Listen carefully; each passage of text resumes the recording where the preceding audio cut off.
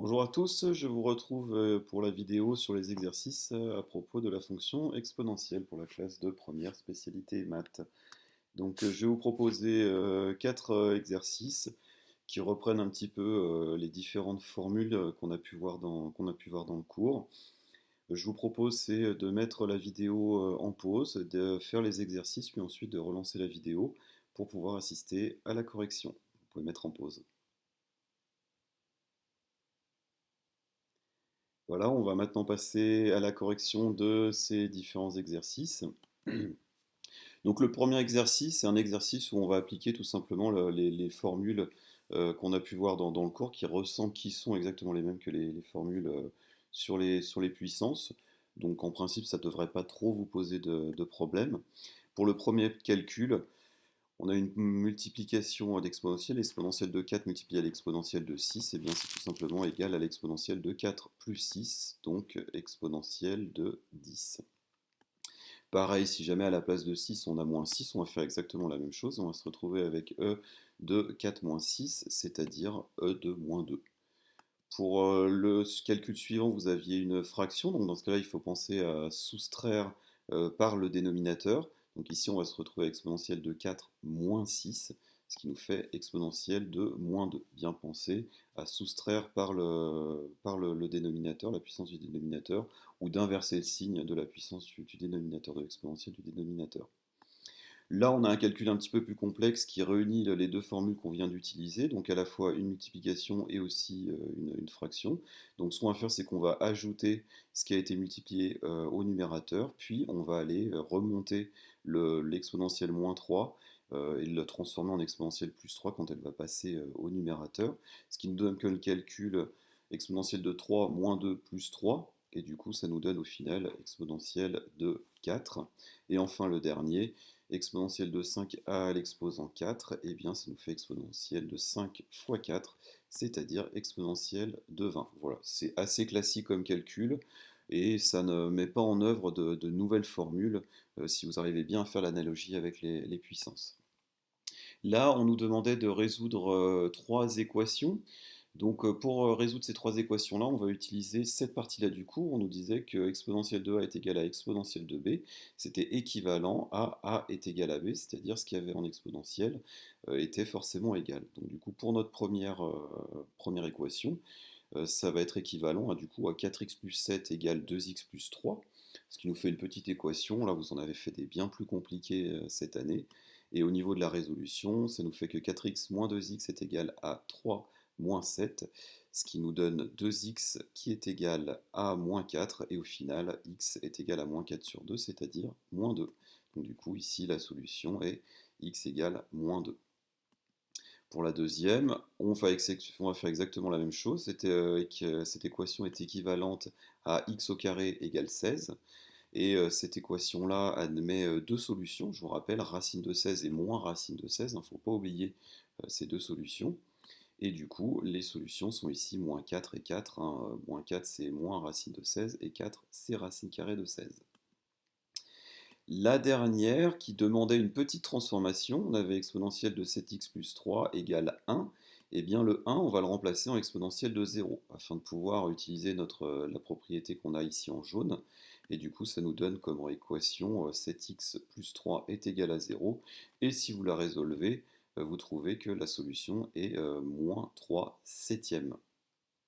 Voilà, maintenant on passe à l'exercice 3. Exercice 3, c'était deux inéquations, pardon.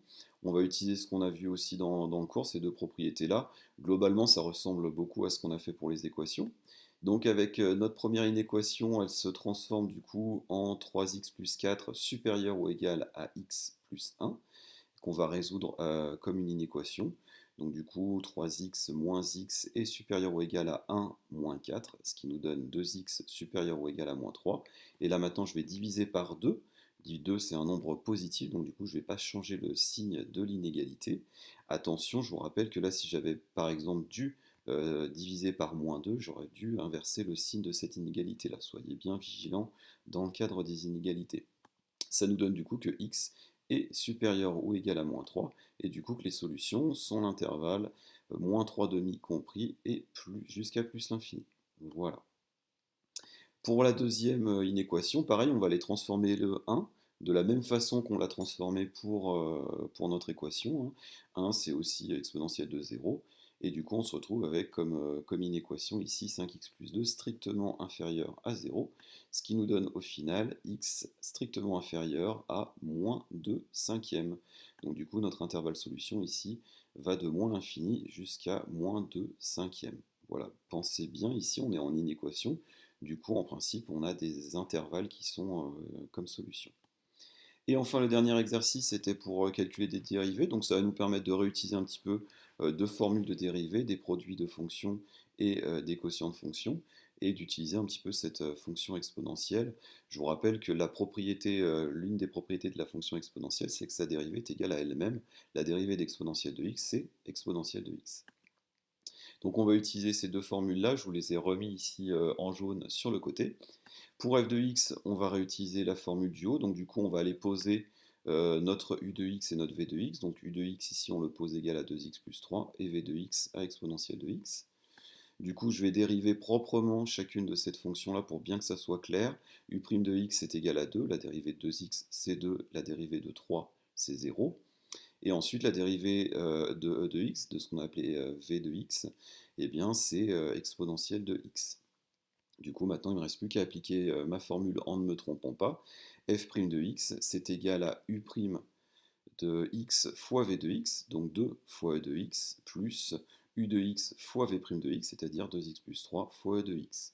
Là maintenant ce qu'on va faire c'est qu'on va regrouper un petit peu les e de x ensemble, les exponentielles de x ensemble.